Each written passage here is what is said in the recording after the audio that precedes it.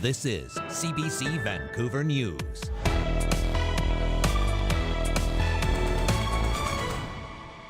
In north central BC,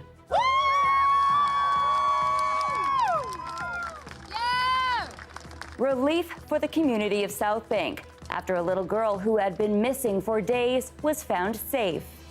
Also, a promise by the BC Conservatives. We're going to end safe supply. We're going to make sure that we put in a regimen of treatment and recovery. A plan critics say could cost people their lives. And a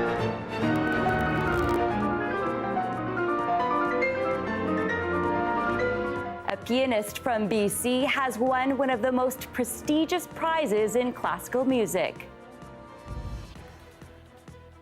Good evening and thank you for joining us. I'm Michelle Morton. We begin in northern BC, where a 6-year-old girl who had been missing for days has now been found. News she had been found was first posted over a live video feed on Facebook this evening, showing dozens of volunteers and searchers cheering as the child was reunited with her family.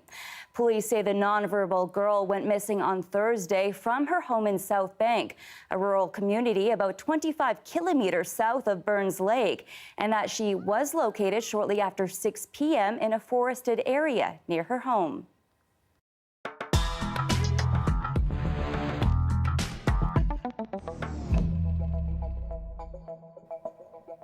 The BC Conservatives have promised to shut down all drug consumption sites, which John Rustad has called drug dens, and replace them with mental health and addictions treatment centers. As Katie DeRosa reports, critics say the plan could cost people their lives. And we've had enough, quite frankly, of David Eby and these drugs and handing out free crack pipes. I mean, just creating these drug dens in our community. We've had enough of that nonsense. We're going to end decriminalization. We're going to end safe supply. We're going to make sure that we put in a regimen of treatment and recovery. That was the promise made by BC Conservative leader John Rustad Sunday. He says if elected, a Conservative government would shutter all safe consumption sites and stop the NDP government's program to hand out free, regulated opioids to drug users. I look at it from the perspective of what the overall results are in people dying in British Columbia. We need to change this. The consumption sites need to be linking people to recovery. We need to be building out recovery. This government has completely failed to do that. As the toxic drug crisis continues to kill an average of 7 people a day, the BC Conservatives and the BC NDP are deeply divided on the best way to stop the deaths. NDP leader David Eby says the plan would just make BC's overdose crisis worse. When you close these sites, people don't stop using drugs. In fact, they have less contact with the people who can help them get into recovery and rebuild their lives. And so all of a sudden, they're using drugs in the community, in parks, in the doorways of businesses. Eby says Rustad's position is a reversal from the one he held during a Richmond town hall just last week. I was talking with one individual. He said he OD'd in a safe injection site 6 times before he finally got into treatment. Now, thank God he was able to, when he OD'd, he was in a place where they could provide the support for him. If he wasn't there, he wouldn't be alive today. Harm reduction advocate Guy Felicella says he's the man Rustad was talking about. Felicella told Rustad about his 10 years of heroin addiction, which, after 6 nearly fatal overdoses, finally led to treatment. We had an in-depth conversation of my life journey of, harm reduction, really keeping me alive long enough until I was able to find recovery. Without that harm reduction safety net, sadly, we are going to cause a lot more deaths in our society. He's playing politics with that man's life. He wants to close that site that saved that man's life, that gave him the chance to get into recovery. Vancouver was the first city in North America to allow a supervised injection site in 2003. Insight had the backing of the former BC Liberal government and survived a legal challenge by former Conservative Prime Minister Stephen Harper. BC now has about 50 overdose prevention sites, and the province has looked at expanding them to allow inhalation. Rustad also says he would end the government's program to provide free prescription opioids to drug users. It's a program the NDP says separates people from the deadly drug supply. The opioid crisis and the debate over safe supply is expected to be a top issue through the election campaign. Katie DeRosa, CBC News, Surrey.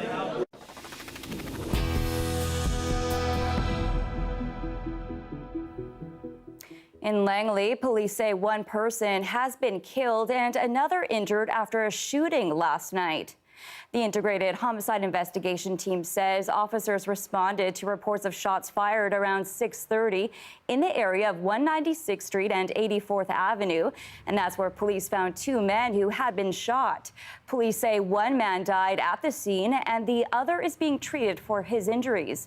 IHIT says it believes the shooting is related to the ongoing BC gang conflict. A new study out of UBC has found gender-diverse youth in BC are feeling more welcome at home, but less welcome in public settings. As Michelle Gomez reports, one nonprofit in Vancouver is trying to change that. We have just general fiction, biographies, young adult, we have children's books. This library is home to hundreds of books written by 2S LGBTQ+ creators and containing queer content. But out on the shelves is more than just a library, it's also a community. We hope that if someone comes in and they identify as something within the community that maybe isn't normally represented in like a library or a bookstore or such, that they will find it here. Gender-diverse youth in the province have seen improvements in family life over the past 5 years, but face higher rates of discrimination in other spaces like schools, transit, shops, and healthcare settings. That's according to a recent UBC report. It looked at data taken from schools across BC 5 years apart in 2018 and again in 2023. We've seen increases in some of the negatives related to bullying and discrimination. Saywick says these negative experiences during youthhood can have long-lasting impacts affecting academic and career decisions. If your experiences in school and in the community are making you feel unsafe, then you're less likely to want to repeat those in post-secondary school. Razzo remembers their own experience in grade school.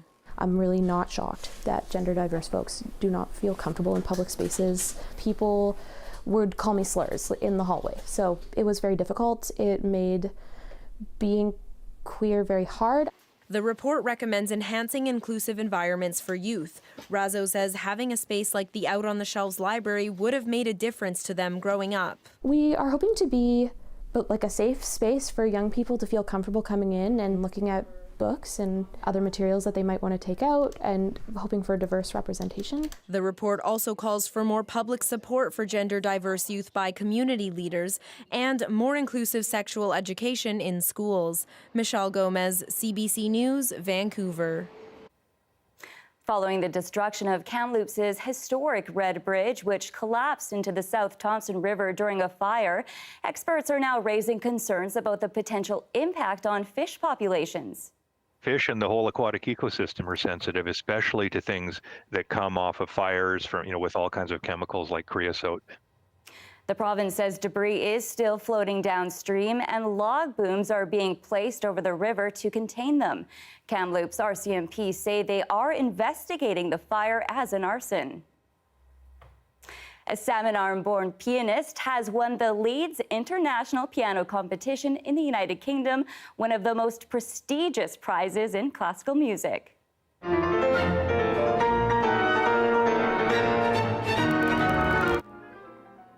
Yaden Isaac Zerko took home the top prize along with a cash award of roughly $54,000 following his final performance at St. George's Hall in the British city of Bradford yesterday. He defeated 4 other finalists with a rendition of Brahms's Concerto No. 2, performed with the Royal Liverpool Philharmonic Orchestra.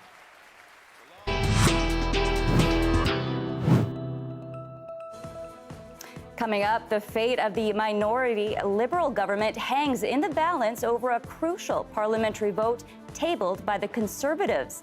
That story is next.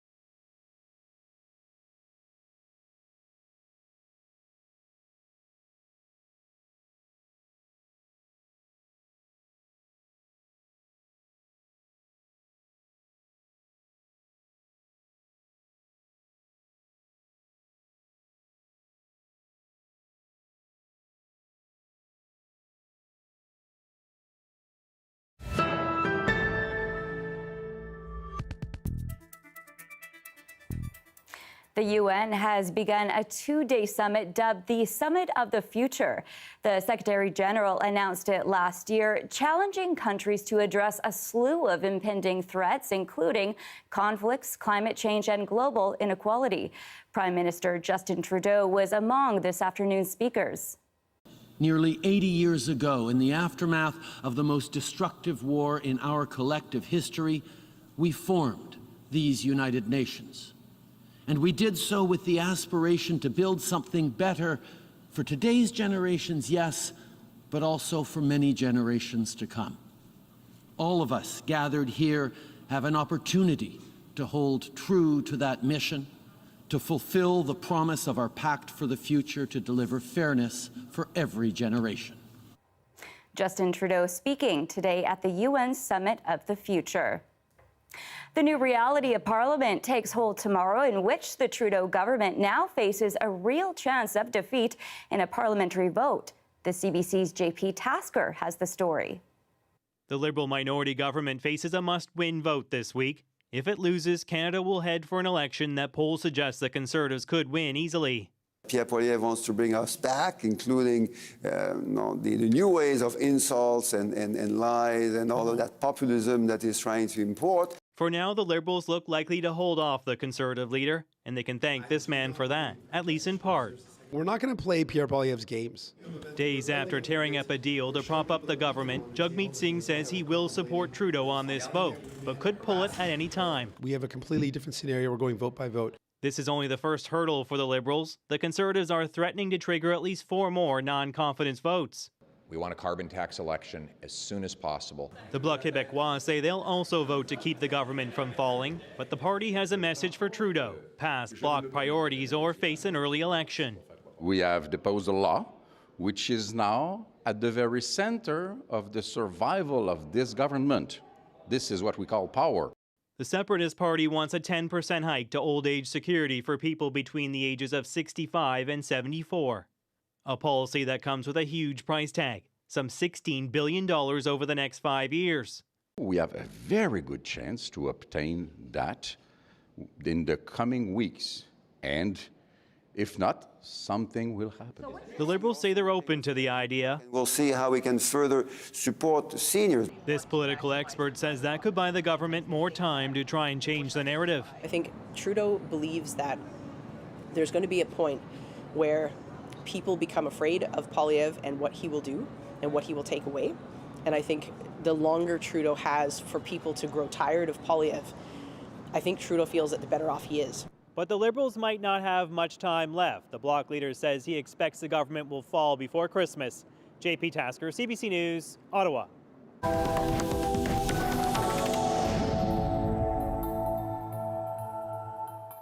Concern is growing that the already brutal Middle East war is about to expand. Attacks are mounting between Israel and Hezbollah across the Lebanese border. Today, there were vows of more escalation, and in Washington, it all has officials worried. The CBC's Katie Simpson reports. Thousands gathered in the street with a mix of anger and sadness. This is the funeral for a Hezbollah leader and member, both killed by an Israeli airstrike. Hezbollah's second in command telling this crowd there will be retaliation. We don't need to make threats. We've entered a new phase of the battle, he said. We will kill them and fight them from where they expect and beyond. Hours earlier, Hezbollah launched more than 100 rockets across a wider and deeper section of northern Israel. And while most were intercepted, there was at least one direct strike in a residential area. 4 people were injured in this attack, though many living in those communities have already fled, fearing violence. Israel is repositioning more resources to the north as Prime Minister Benjamin Netanyahu offers his own message of retaliation. We have inflicted a series of blows on Hezbollah that it never imagined, he said. We will do whatever is necessary to bring back security. Fighting between Israel and Hezbollah across the Lebanon border has intensified over the past week, surging after Hezbollah's pagers and walkie-talkies were rigged to explode, wounding thousands, killing more than 30, including some innocent bystanders. All of it is a concern to the U.S. president, who was asked by a reporter if he's worried about the rising tensions. Yes, I am, but we're going to do everything we can to keep a wider war from breaking out. The U.S. has tried for months to negotiate a diplomatic resolution. They say talks have stalled over the past couple of weeks, blaming Hamas. Katie Simpson, CBC News, Washington. In Gaza, an Israeli airstrike has hit yet another school that the Palestinians say was sheltering civilians.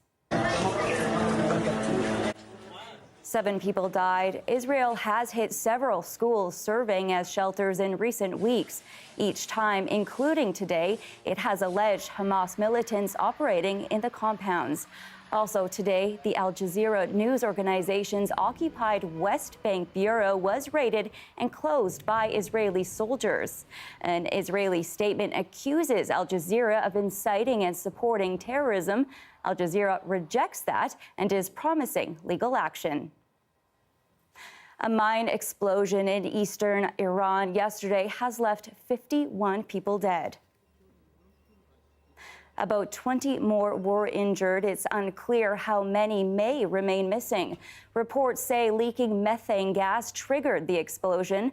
The mine covers a sprawling 30,000 square kilometers and is Iran's largest coal deposit. It's Iran's third fatal mine accident since 2017. A summer of water restrictions in Calgary has finally ended. The mayor made the announcement today. This summer has shown us that the infrastructure we often take for granted across our city and across this country is not immune from the effects of aging, and it needs to be well maintained. The crisis erupted when a water main failed, and crews have been repairing infrastructure since. The next step is refilling reservoirs. Officials are reiterating the importance of sustainable water use. People and wildlife on the same ground is creating concerns in Western Canada's national parks. The people are driving roads through those parks. The wildlife is bison crossing them. The CBC's Sam Sampson reports. Days later, and Sandra Alexander says she can feel something devastating happened here. I see it. I feel the energy. As a cultural educator, she helps others understand that bison have spiritual ties with First Nations. The animals were almost wiped out during colonization, so this loss cuts deep. My prayers go out to those who were responsible for this, because I know that they're probably hurting, but we're all hurting here too. Early Thursday morning, Parks Canada says 2 pickup trucks hit a herd of 5 bison. The trucks were totaled. No people were hurt, but 3 bison died instantly. 2 were euthanized on site. RCMP say fog may have contributed to the crashes here, and they've ruled out speeding and impairment. The drivers won't face criminal charges. Drivers have killed 11 bison in Elk Island since 2020. Staff have tried speed bumps and closing popular stargazing spots, but are now considering periodically closing the gates to the public. Just recognizing just how valuable and beautiful this place is to so many visitors, and restricting that access is not something that we would take certainly lightly. There's a national struggle to manage visitors. Banff National Park is putting together a plan to handle congestion at Lake Louise. Others have tried restricted parking, timed entry, and higher fees. But ecotourism researchers say it's time to understand visitors' motives and perhaps steer them away. Can they get the experience they want without visiting a protected park? Managing the natural world is not that hard because the natural world tends to be pretty good at that on their own. Managing the human use side, much, much more difficult. But that management is important. The bison at Elk Island are used to help populate the vulnerable species around North America. So a big part of this animal's future relies on protection here in Alberta. Sam Sampson, CBC News, Elk Island National Park. Here's a live shot of the Port of Vancouver. I'll have your full forecast next.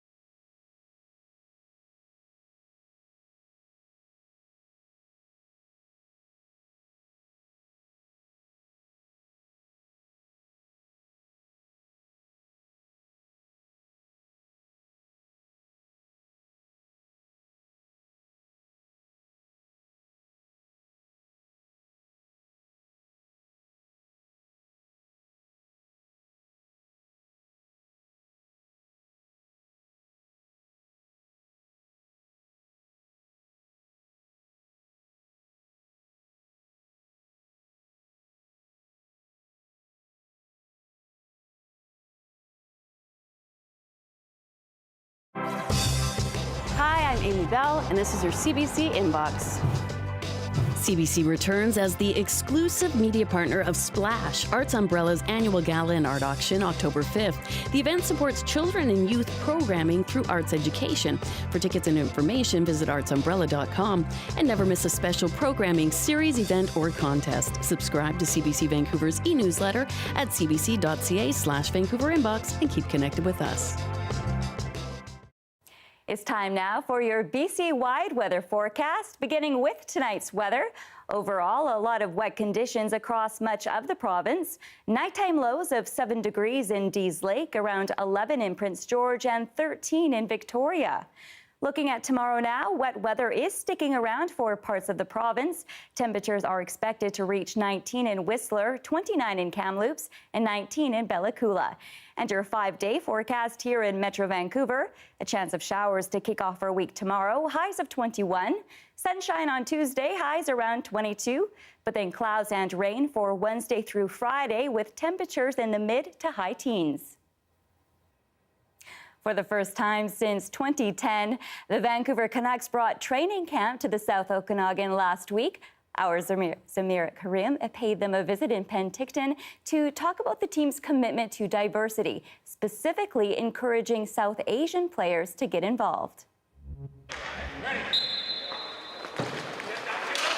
Looking at it from the big picture, obviously I recognize the importance of young kids entering the game of hockey, seeing people in higher places that look like them and have something to look up to or goals that they want to achieve, having people in those places to kind of strive towards. And as I got older and I started to recognize, my place in hockey, I started to acknowledge it, embrace it a little bit more, and kind of, realize I'm in a position where I can, make other kids feel like, it's completely normal to be a visible minority and play the game of hockey. So it's not something I really acknowledged until I was older, but now that I'm here, I'm happy to kind of represent. And the Vancouver Canucks have just embraced that diversity in hockey. Their fan base, there's a lot of South Asians that go to the games, are season ticket holders, and a lot of South Asians are playing hockey in the Lower Mainland, and it's they're catering to the demographics, and I think the Canucks, Vancouver Canucks, and the Abbotsford Canucks are doing a really good job of respecting that diversity in the game. I realized that pretty quickly when I got the support and the people reaching out, how big of an impact that can be for the South Asian community and everyone that kind of looks up to me, which is a kind of it's a special feeling, and I'm pretty blessed that's the case. People have said that they started watching hockey because of the things that have happened, and some kids even imagine that they're one of us or me out there in their backyard playing. So it's pretty special that you can have such a big impact so quickly. And that is your late news for this Sunday. Thank you for watching. For news at any hour, you can always go to our website, cbc.ca/BC. Good night.